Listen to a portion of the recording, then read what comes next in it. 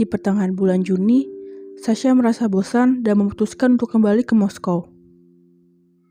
"Aku tak tahan hidup di kota ini," katanya murung. "Tidak ada air ledeng, tidak ada drainase. Aku jijik kalau lagi makan, dapur kotornya minta ampun. Tinggallah sebentar lagi anakku, anak hilang." Eyang berusaha menahannya. Eyang berbisik kepadanya, "Tunggulah sampai pesta perkawinan tanggal 7. Aku tak mau, tapi kau bilang kau akan tinggal sampai bulan September." "Betul itu, namun cobalah mengerti, aku tidak betah, aku ingin bekerja." Musim panas menjadi lembab, udara terasa dingin, pepohonan basah, dan di taman suasana terasa sedih dan tidak bersahabat. Keadaan seperti ini membuat orang ingin bekerja produktif.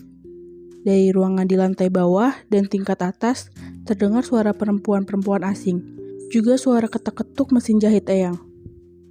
Semua terburu-buru untuk mempersiapkan baju pengantin. Untuk mebel bulu saja, Naja mendapat 6 mantel, di mana yang paling murah, kata Eyang, harganya 300 rubel. Itu adalah gaji setahun seorang pegawai negeri. Semua histeri ini membuat Sasha jengkel. Ia berdiam diri di kamarnya, hatinya penuh dengan kekesalan. Meskipun begitu, mereka berhasil membujuk Sasha. Sasha berjanji untuk tinggal sampai tanggal 1 Juli. Waktu berlalu dengan cepat. Pada hari raya Santo Peter, setelah makan malam, Andre Enrich mengajak Naja ke jalan raya Moskow untuk melihat sekali lagi rumah mereka yang sudah beberapa lama mereka sewa dan siap dihuni oleh calon pasangan pengantin itu. Rumah sewaan itu berlantai 2, namun hanya lantai atas yang dilengkapi dengan mebel. Di aula pintu masuk, lantainya dicat mengkilap agar terlihat seperti lantai parket. Di sana ada kursi antik gaya kota Wina, ada piano dan juga biola yang terletak di penyangga kayu. Ruangan itu masih berbau cat. Di dinding tergantung lukisan besar berbingkai warna keemasan. Di sana terlukis seorang wanita tak berbusana, dan di sampingnya ada pot bunga berwarna ungu yang pegangannya retak. "Lukisan bagus," kata Andre Enrich sambil menghela nafas kagum. Ini adalah hasil karya Szymanowski. Mereka kemudian memasuki ruang tamu. Di sana ada meja bundar, sofa, dan kursi berlengan yang dilapisi kain berwarna biru cerah. Di atas sofa, tergantung foto besar Pastor Andre mengenakan topi berludru dan dekorasi pendeta. Kemudian, mereka menuju ke ruang makan yang dilengkapi dengan lemari buffet, lalu masuk ke kamar tidur yang bercahaya remang-remang. Meskipun begitu, di dalam remang cahaya bisa terlihat 2 ranjang bersampingan.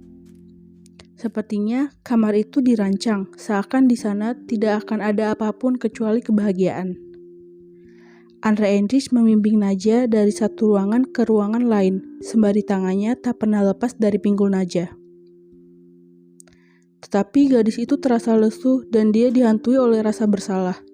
Dia membenci semua kamar dan ruangan di rumah ini. Dia membenci kursi berlengan dan dia membenci ranjang di kamar tidur. Lukisan wanita tak berbusana membuatnya sesak nafas. Sebenarnya, semua sudah jelas baginya, bahwa dia tidak lagi mencintai Andre Enrich, atau mungkin dia tak pernah mencintainya. Tetapi, dia tidak tahu dan tidak mampu bagaimanapun menyatakan hal itu, dan kepada siapa dia harus berbicara akan hal itu, dan mengapa dia harus mengatakan semua itu, walaupun dia sudah memikirkan hal itu terus-menerus, siang dan malam. Tangan Andre Enrich masih memeluk pinggulnya. Lelaki itu berbicara dengan penuh kasih sayang dan rendah hati. Lelaki itu sungguh bahagia, berjalan mengagumi rumahnya. Di rumah ini sebagai sesuatu yang vulgar, terbelakang, bodoh, dan benar-benar vulgar. Dan Naja merasakan tangan Andre Enrich dingin dan kasar, bagaikan besi baja. Dan Naja merasakan tangan Andre Enrich dingin dan kasar, bagaikan besi baja. Tiap-tiap saat, Naja ingin kabur melarikan diri, menangis, mengeluarkan air mata, dan meloncat dari jendela. Andre Enrich membimbingnya ke kamar mandi, lalu ia menyentuh keran di dinding, dan keluar air dari sana. "Coba lihat itu," ucapnya lalu tertawa. Aku menyuruh tukang untuk memasang taki di loteng dengan 100 galon air. Lihatlah, sekarang kita punya air mengalir. Mereka berjalan di pekarangan luar menuju ke jalan untuk memanggil kereta kuda. Debu bergulung ke arah langit menyatu dengan awan kelabu. Hari menjadi mendung menantikan hujan. Kamu tidak dingin kan? Tanya Andre Enrich sambil mengerutkan matanya memandang ke gulungan awan kelabu. Dia tak memberi jawaban.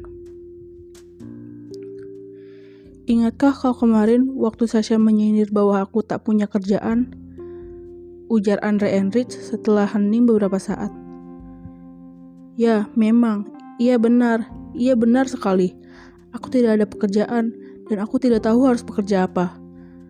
Dan kau tahu kenapa sayangku? Kenapa aku benci memikirkan bila suatu saat aku mengenakan lencana di topiku dan pergi bekerja melayani masyarakat di kota bupati? Kenapa sih aku muak melihat seorang pengacara, seorang guru bahasa Romawi, ataupun seorang anggota Dewan Rakyat? Oh Rusia, tanah airku. Oh Rusia, tanah tumpah darahku. Begitu banyak rakyat menganggur dan tak berguna di hidup negeri ini. Berapa banyak masyarakat tak berguna seperti diriku yang kau lahirkan.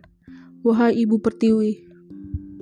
Ia terus berbicara, membuat penyamaratan akan sikap apatinya, menganggapnya sebagai suatu fenomena zaman sekarang. Nanti setelah kita menikah sayangku, lanjutnya, kita akan pergi hidup di desa, dan kita akan menggulung lengan baju. Kita akan beli sepetak tanah dengan taman bunga dan aliran sungai kecil. Kita akan bekerja dan menikmati alam. Alangkah indahnya. Andre Enrich mengangkat topinya. Rambutnya berkibar ditiup angin. Sementara itu, Naja mendengar dan berpikir, "Ya Tuhan, aku ingin pulang. Ya Tuhan." Mereka sudah hampir sampai di rumah saat mereka berpapasan dengan Bapak Pastor. "Lihat, itu ayah." Andre berseru riang. Ia melambaikan topinya. "Aku sayang sama ayah, benar-benar sayang," ujarnya sambil membayar delman. Beliau adalah tetua bijaksana, tokoh yang luar biasa. Naja masuk ke dalam rumah.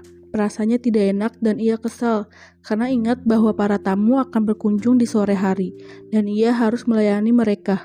Tersenyum, mendengarkan permainan biola, mendengarkan percakapan omong kosong, dan hanya akan berbicara sekitar pesta perkawinan. Eyang duduk di samping Samovar, anggun dan kaku, mengenakan gaun sutra yang cantik. Eyang terlihat bangga, seperti biasanya bila dia dikelilingi tamu. Bapak Pastor masuk ke ruang tamu dengan senyum licin.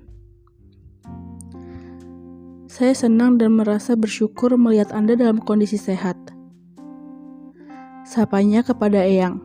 Sulit untuk diterka apakah ia bersungguh-sungguh atau hanya basa-basi.